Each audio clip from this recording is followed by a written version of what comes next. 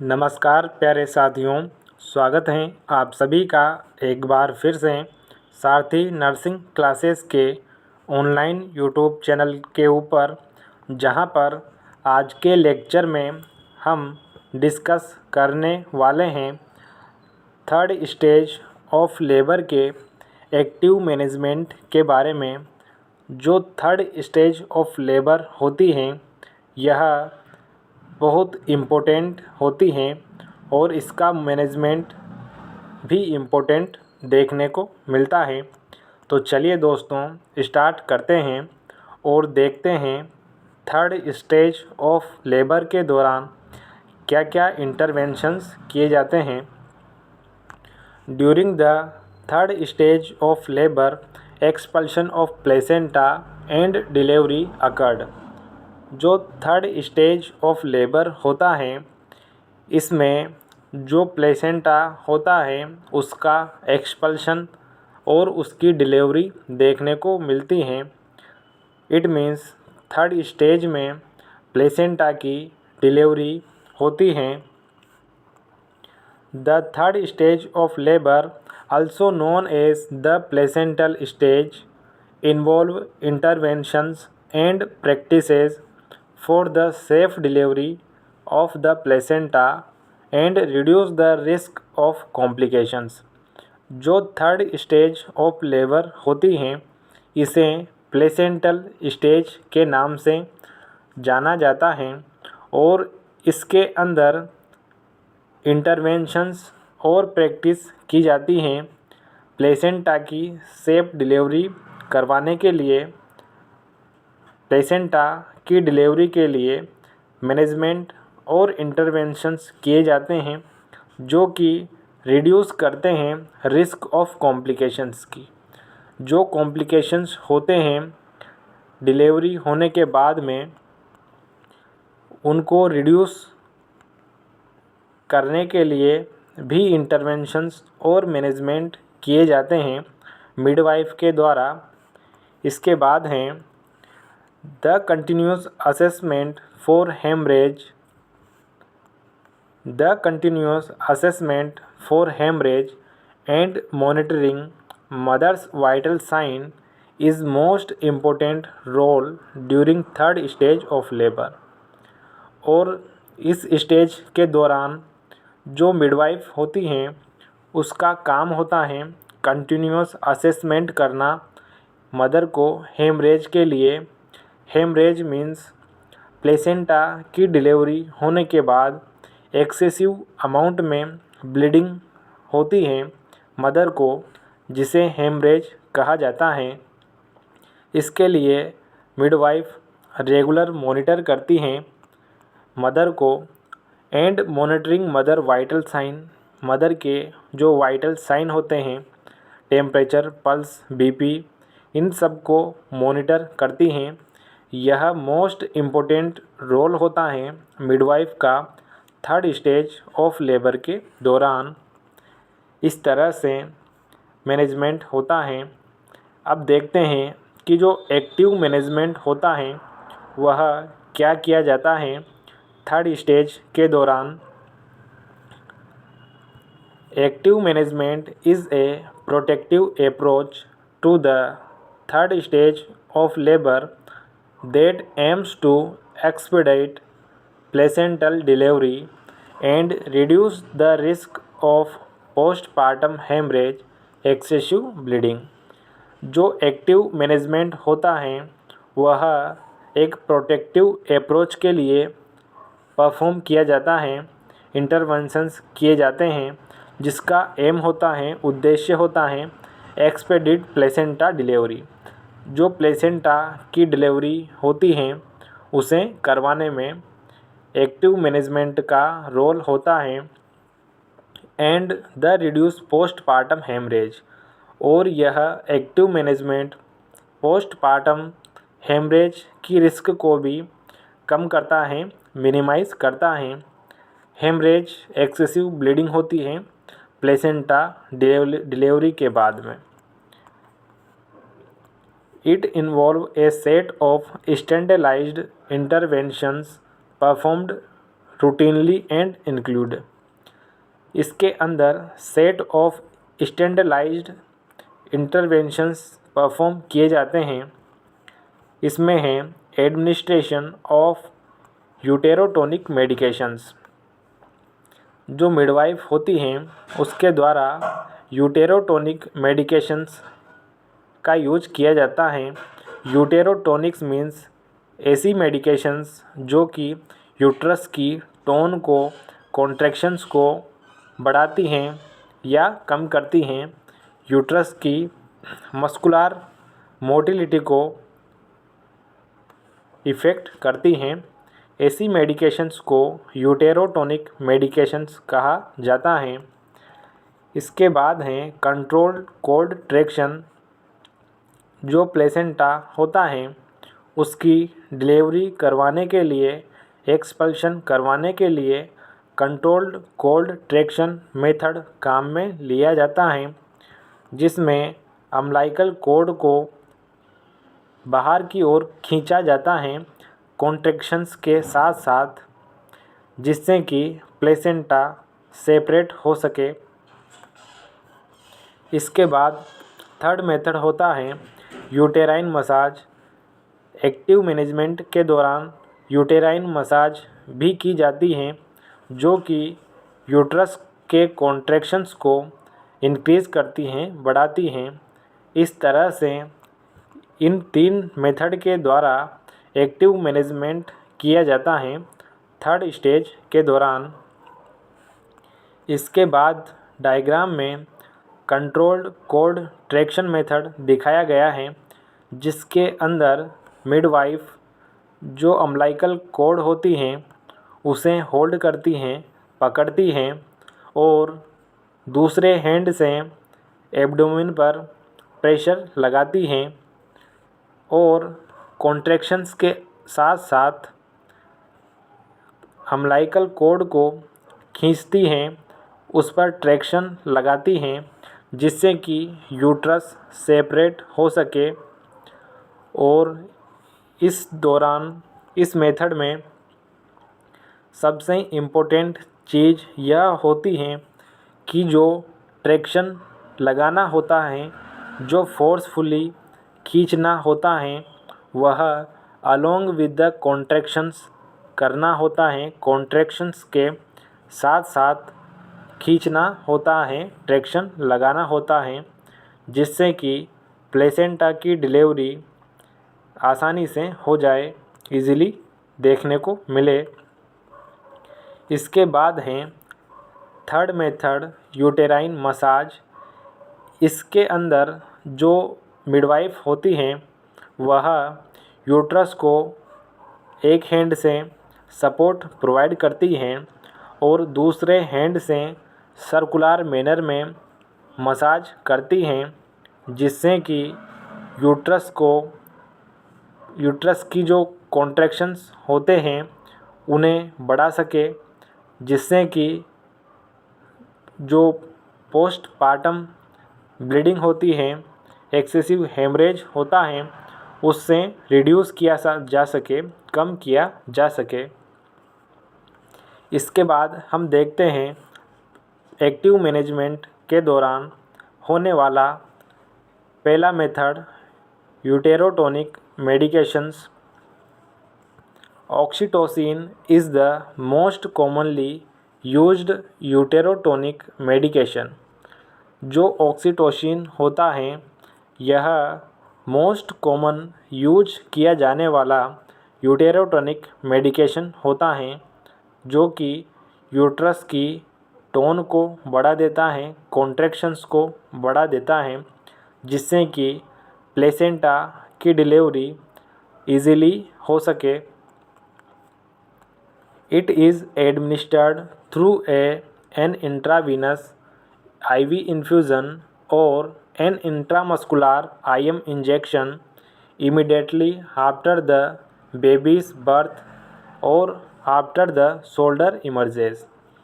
जो ऑक्सीटोसिन होता है इसे इंट्रावीनसली इफ्यूज़न के साथ और इंट्रामस्कुलर इंजेक्शन में दिया जाता है इमीडिएटली जल्दी ही आफ्टर बेबीज डिलीवरी, बेबी के डिलीवरी होने के बाद, या फिर जब शोल्डर इमर्ज हो जाए। फर्स्ट जो एंटीरियर शोल्डर होता है उसकी डिलीवरी होने के बाद ऑक्सीटोसिन का इंजेक्शन दिया जाता है यूट्रस की टोन को बढ़ाने के लिए दिया जाता है oxytocin. Other uterotonic medications such as ergometrin or prostaglandins may be used depending on local protocols or individual circumstances। Oxytocin के अलावा भी यूटेरोटोनिक मेडिकेशंस होती हैं जैसे कि अर्गोमेट्रिन और प्रोस्टाग्लैंडिन्स, जो भी यूज की जाती हैं यूट्रस की टोन को बढ़ाने के लिए। इनका यूज लोकल प्रोटोकॉल का यूज करते हुए किया जाता है। इट मीन्स जब ऑक्सीटोसिन एडमिनिस्टर करने के बाद भी प्लेसेंटा डिलीवर्ड नहीं होता है, उस कंडीशन में अर्गोमेट्रिन और प्रोस्टाग्लैंडिन्स का यूज किया जाता है प्लेसेंटा के एक्सपल्शन के लिए।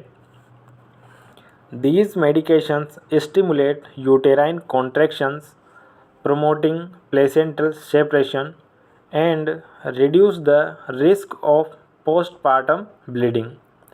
जो यूटेरोटोनिक मेडिकेशंस होती हैं यह यूटेराइन कॉन्ट्रैक्शंस को स्टिमुलेट करती हैं, बढ़ाती हैं, प्रमोटिंग प्लेसेंटल सेपरेशन, और जो प्लेसेंटा होता है उसके सेपरेशन को बढ़ाती हैं और रिड्यूस करती हैं पोस्टपार्टम ब्लीडिंग की रिस्क को, जो प्लेसेंटा की डिलीवरी होने के बाद देखने को मिलती हैं। इसके बाद आता है सेकंड मेथड, जो कि एक्टिव मैनेजमेंट होता है प्लेसेंटल डिलीवरी का। Controlled cord traction is a technique performed after the administration of uterotonic medication to the delivery of the placenta। जो कंट्रोल्ड कोल्ड ट्रैक्शन मेथड होता है एक प्रकार की टेक्निक होती है जिसे परफॉर्म किया जाता है ऑक्सीटोसिन और यूटेरोटोनिक मेडिकेशंस एडमिनिस्टर करने के बाद प्लेसेंटा की डिलीवरी करवाने के लिए किया जाता है। Once the uterus contract, the midwife gently applies controlled traction on the umbilical cord while supporting the lower abdomen. It means जो यूट्रस होता है, यूट्रस जब कॉन्ट्रैक्ट करता है उसी टाइम पर मिडवाइफ जेंटली धीरे से फोर्स अप्लाई करती हैं, ट्रैक्शन अप्लाई करती हैं अम्बिलिकल कॉर्ड पर। मतलब जब कॉन्ट्रैक्शंस आते हैं यूट्रस के अंदर उसी टाइम पर मिडवाइफ अम्बिलिकल कॉर्ड को खींचती हैं, ट्रैक्शन लगाती हैं और दूसरे हाथ से एब्डोमेन, लोअर एब्डोमेन को सपोर्ट करती हैं। इस तरह से जो कंट्रोल्ड कोड ट्रैक्शन होता है यह अप्लाई किया जाता है प्लेसेंटल डिलीवरी के लिए। The controlled traction help to placentas descend and facilitate it detachment from the uterine wall. जो ट्रैक्शन मेथड होता है यह प्लेसेंटा को डिसेंड करवाने में, डिसेंड मीन्स डाउनवर्ड मूवमेंट करवाने में, और फैसिलिटीज़ हेल्प करता है यूटेराइन वॉल से डीअटैच होने में, अलग होने में हेल्प करता है controlled cord traction method. Ensure that traction is applied during contractions to prevent excessive bleeding और यूटेराइन इन्वर्जन। और जो ट्रैक्शंस अप्लाई किया जाता है उसका ध्यान रहे, इंश्योर रहे कि यह कॉन्ट्रैक्शंस के दौरान ही लगाया जाए, कॉन्ट्रैक्शंस के दौरान ही अम्बिलिकल कॉर्ड को खींचा जाए, जो जिससे कि एक्सेसिव ब्लीडिंग को प्रिवेंट किया जा सके, हेमरेज को प्रिवेंट किया जा सके और यूटेराइन इन्वर्जन को प्रिवेंट किया जा सके। यूटेराइन इन्वर्जन मीन्स जब अम्बिलिकल कॉर्ड के साथ प्लेसेंटा डिलीवर्ड होता है और प्लेसेंटा के डिलीवरी के साथ यूट्रस भी बर्थ कैनाल से बाहर आ जाता है, उस कंडीशन को यूटेराइन इन्वर्जन कहा जाता है। इट मीन्स यूटेराइन इन्वर्जन ऐसी कंडीशन होती है जिसमें जो यूट्रस होता है वह बर्थ कैनाल से बाहर की ओर आता हुआ देखने को मिलता है। इसे यूटेराइन इन्वर्जन कहा जाता है। इस तरह से controlled cold traction method use लिया जाता है। इसके बाद एक्टिव मैनेजमेंट के अंदर थर्ड मेथड देखने को मिलता है, uterine massage. Uterine massage is performed after the placentas delivered to ensure optimal uterine contractions and minimize the risk of postpartum hemorrhage। जो यूटेराइन मसाज होता है यह प्लेसेंटा की डिलीवरी होने के बाद अप्लाई किया जाता है। प्लेसेंटा के एक्सपल्शन के बाद अप्लाई किया जाता है। उस दौरान इंश्योर किया जाता है ऑप्टिमल यूटेराइन कॉन्ट्रैक्शंस के लिए, जिससे कि minimise the risk of postpartum haemorrhage, जिससे कि यह पोस्टपार्टम हेमरेज होने की रिस्क को कम कर सके, मिनिमाइज कर सके। इट मीन्स जब यूटेराइन कॉन्ट्रैक्शंस आते हैं उस दौरान यूट्रस हार्ड रहता है, फर्म होता है, जो कि आसपास की ब्लड वेसल्स को कंप्रेस करता है और कंप्रेस होने के कारण ब्लीडिंग रुक जाती है। इसलिए जो यूटेराइन कॉन्ट्रैक्शंस होते हैं यह पोस्टपार्टम हेमरेज को कम करते हैं, इसकी रिस्क को कम करते हैं, इसलिए यूटेराइन मसाज की जाती है। द मिडवाइफ और health care provider gently massage the mother's lower abdomen to stimulate and promote uterine contractions. जो मिडवाइफ होती हैं और जो हेल्थ केयर प्रोवाइडर होता है वह धीरे से जेंटली फोर्स के साथ यूटेराइन मसाज करता है लोअर एब्डोमेन पर, जिससे कि स्टिमुलेट और प्रमोट किया जा सके यूटेराइन कॉन्ट्रैक्शंस को, जिससे कि यूट्रस हार्ड होगा, फर्म होगा और इसके रिजल्टिंग जो ब्लड वेसल्स होती हैं वह कंप्रेस हो जाती हैं, जिससे कि ब्लीडिंग रुक जाती हैं। Uterine massage help to prevent atonicity, lack of uterine tone and ensure the uterus remain firm, which reduce the risk of excessive bleeding। जो यूटेराइन मसाज होती हैं यह हेल्प करती हैं, प्रिवेंट करती हैं यूट्रस की एटोनिसिटी से। इट मीन्स जब यूट्रस की टोन ख़त्म हो जाती हैं तो उस कंडीशन को एटोनिसिटी कहा जाता है। Lack of uterine tone, it means जब यूट्रस के कॉन्ट्रैक्शंस एब्सेंट हो जाते हैं, टोन एब्सेंट हो जाती हैं, उस कंडीशन को एटोनिसिटी कहा जाता है और इसके कारण एक्सेसिव ब्लीडिंग होती है और यूटेराइन मसाज इसे प्रिवेंट करती हैं, एटोनिसिटी से बचाती हैं यूट्रस को, जिससे कि यूट्रस कॉन्ट्रैक्ट करता है, यूटेराइन मसाज के द्वारा यूट्रस कॉन्ट्रैक्ट करता है, जिससे कि यूट्रस फर्म हो जाता है, हार्ड हो जाता है, और हार्ड होने पर यह एक्सेसिव ब्लीडिंग की रिस्क को कम करता है, रिड्यूस करता है। इसलिए जो यूटेराइन मसाज होती हैं वह इम्पोर्टेंट रोल प्ले करती हैं पोस्टपार्टम हेमरेज को प्रिवेंट करने में। इसके बाद सेकंड है असेसमेंट एंड मॉनिटरिंग। जो हमारा पहला एक्टिव मैनेजमेंट था, उसके बाद सेकंड आता है assessment and monitoring. Throughout the third stage of labour, the midwife और health care provider continues to monitor the mother's vital sign, including blood pressure, pulse rate and oxygen saturation। और complete जो third stage होती हैं उस दौरान midwife continuous लगातार mother को monitor करते हैं वाइटल साइन को, जिनमें ब्लड प्रेशर, पल्स रेट और ऑक्सीजन सेचुरेशन शामिल होते हैं।